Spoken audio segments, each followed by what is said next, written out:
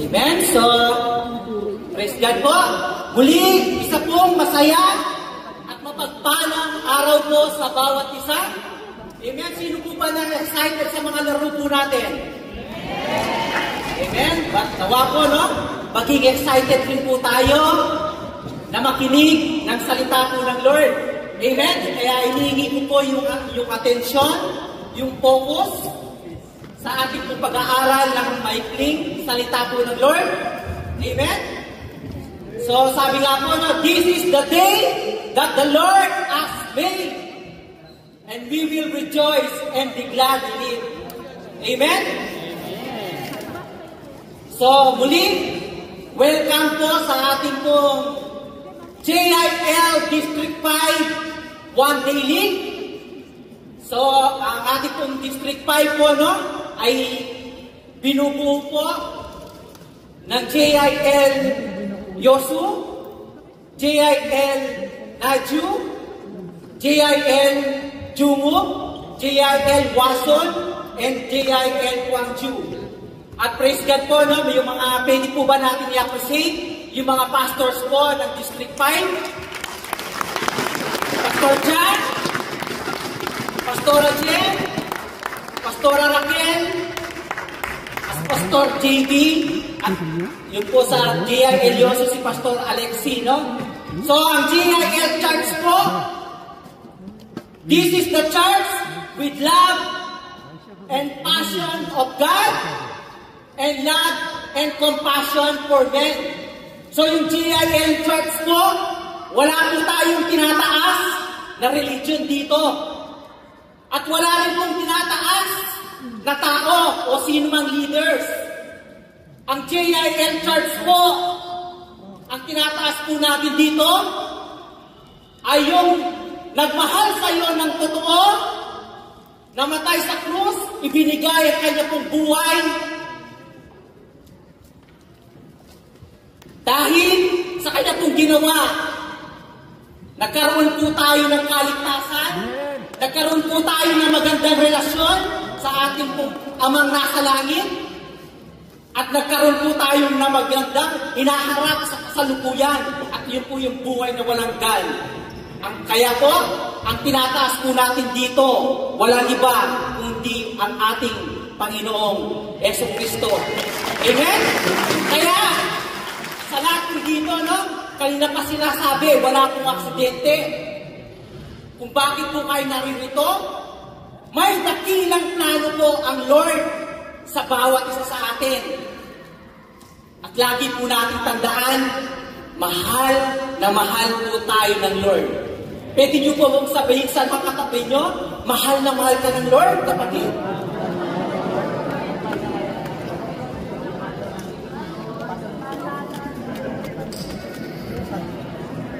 So, before po tayo po magana, no? Pwede po po hinihingi po muna po sa, like, ano po, no? Mag-pray muna po tayo ng mga samaiksik. Yung panalangin is, Lord, aming Ama na nasa langit, patuloy po kami, Panginoon, nagpapasalamat, nagpupuri sa iyo, patuloy ka po namin sinasamba sa iyong pagkaspiritu at katotohanan. Lord, salamat po sa napakagandang araw na pinagkaloob sa amin. Salamat po sa buhay, salamat po sa kalakasan, salamat po, Panginoon, sa pagkakataon na kami magkasama-sama. Lord, naniniwala po kami na kasama ka po namin sa araw po ito sapagkat sinabi mo, 2 o 3 nagkakatipon sa iyong banal na pangalan ay nandirito ka.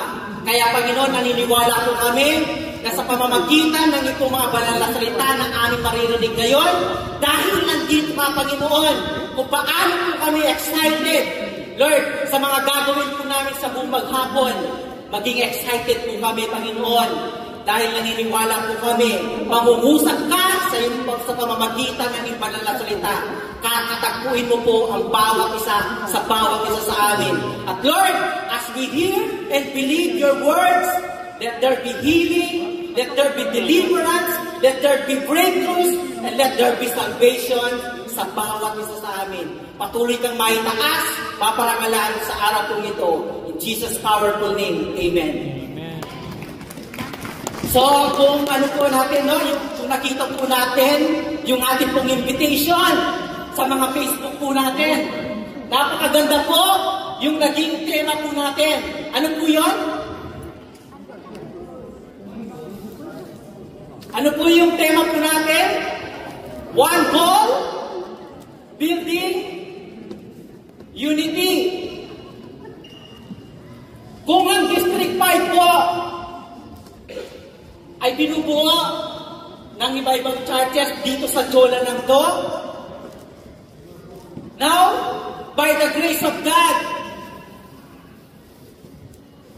dahil po sa unity, no? Nagkaroon na po tayo ng GIL Church dito sa Jola Bukdo.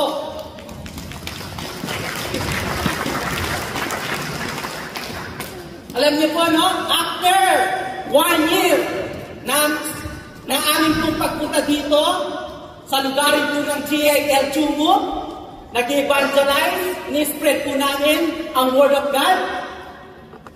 Alam niyo po, no? By the grace of God, after 1 year,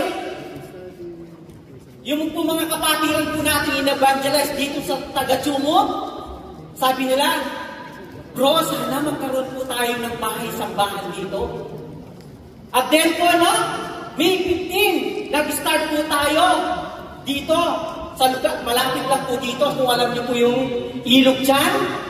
Nag-start po kami dito sa ilalim lamang po ng tulay. Kasama po yung mga kapatiran po natin sa JIL Gwangju. Yun. Sama-sama po kami nagkakatipon doon. Umaawit, nagpupurin, nananalangin, nakikinig ang salita po ng Lord. Then, sabi po namin, Lord, nawa, magkaroon po kami ng bahay-sambahan. Then, June 6 po, this year, holiday po yun, Friday.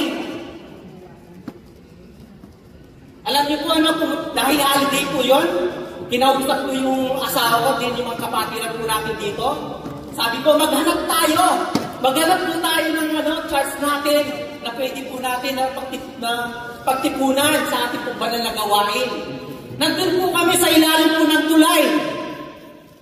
Nanalangin.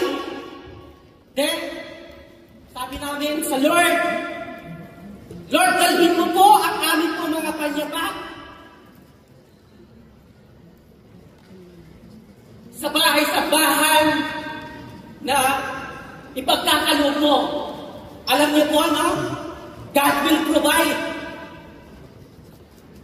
After po namin manalangin, nakita po namin yung isang simbahan sa ibabaw naman ng tulay, mismo doon sa aming pinagtitipunan. Sabi ko, may nakita akong liwanag doon. Pwede po ba natin na, sabi ko sa misis ko, dahil marunong siya makapag-usap sa Korean language, pwede ba natin puntahan yung sambahan na yun, magtanong tayo? Alam niyo po, may 2 tao doon, kumatok po kami, 2 babae. Isa, tinatawag nila pong Moksanim. At isa po, Almuni, nananalangin po sila doon. Sila pong 2. Then sinabi po namin, at kami po ay mga Christian, taga-GIL Gwangju po kami, at nag-evangelize po kami dito sa lugarin po ng Chumuk. Doon po kami nag-evangelize sa ilalim po ng tulay. Alam niyo po yung sabi po na Moksanim, kaya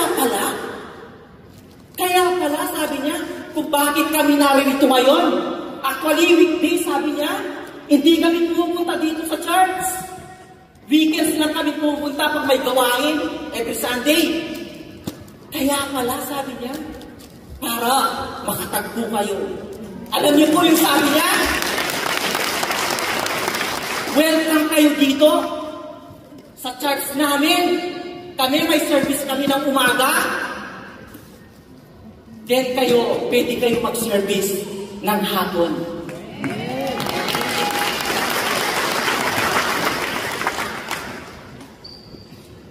Bakit po nangyari yon, mga kapatid? No? Dahil po sa unity. Sa pangunguna po ng aming po pastora, no? Si Pastora Raquel, at yung po mga kapatiran po natin na nakikita nyo dito kanina na umakawit dyan. Alam niyo po, no? Every Sunday, from morning, dun po kami sa GIL Gwangju, then afternoon, pumupunta po kami dito. Bakit nangyari yun? That's the power of unity. Nagkakaisa kami in one heart, in one mind, in one spirit, in one faith.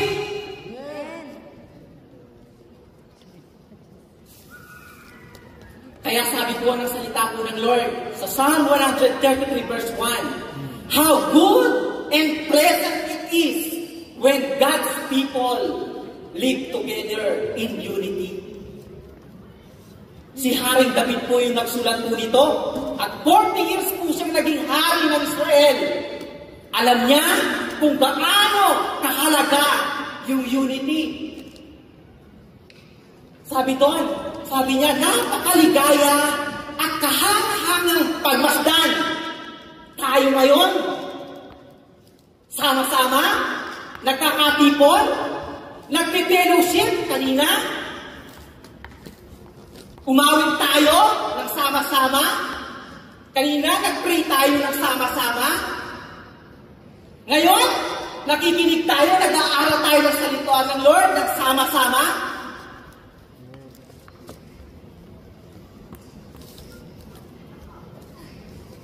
Kaya,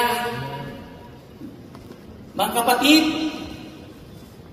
ano po ba yung tinuturo po ng Lord sa bawat isa sa atin? No? Pag ginagawa po natin yung ganitong mga bagay, sabi po doon, no? Sa Matthew 18:20, for 2 or 3 will gather in the name of Jesus. Kasama natin siya ngayon. Amen. Kasama natin siya ngayon. Imagine mo, siguro ano, tayo, very proud. Kasama natin, yung may kaibigan tayo, mga pulis,